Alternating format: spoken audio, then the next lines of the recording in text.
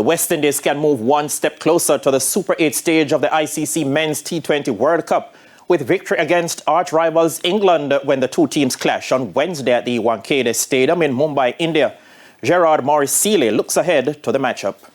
Group C favourites West Indies and England will clash in a highly anticipated matchup in Mumbai in what will be their 8th meeting at the T20 World Cup since the inaugural competition in 2007.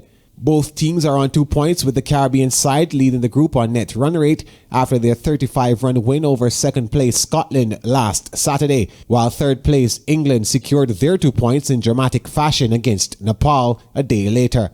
The Windies dominate the head-to-head with 5 wins, including the thrilling 2016 final, and head coach Darren Sammy, who was the captain of that winning team, says not much has changed systematically since that time, but his team remains focused on the job at hand. We look forward to it. Like I've said before, many people look at West Indies and all the issues that we have, and sometimes it reflects in the on-field performance.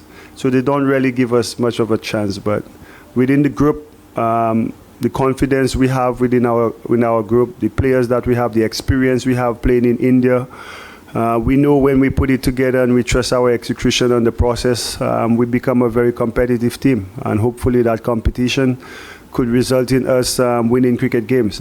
The St. Lucian expects a fierce fight from the Englishmen, saying it will take some good cricket to come out on top, given the similarities between the teams. We got to be smart. You know, both teams have that power, like you said. I think it will rely on which team executes better with the ball, because I think we could match each other when it comes to six hitting.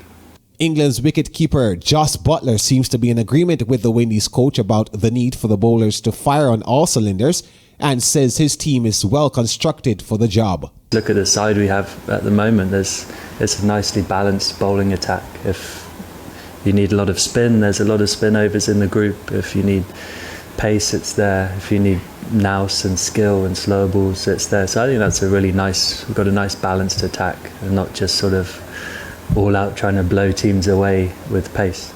Both teams have remained coy on their playing 11s, but no injuries have been reported. The game bowls off at 8:30 on Wednesday morning, Jamaica time. Gerard Morris-Seeley for TVJ Sports.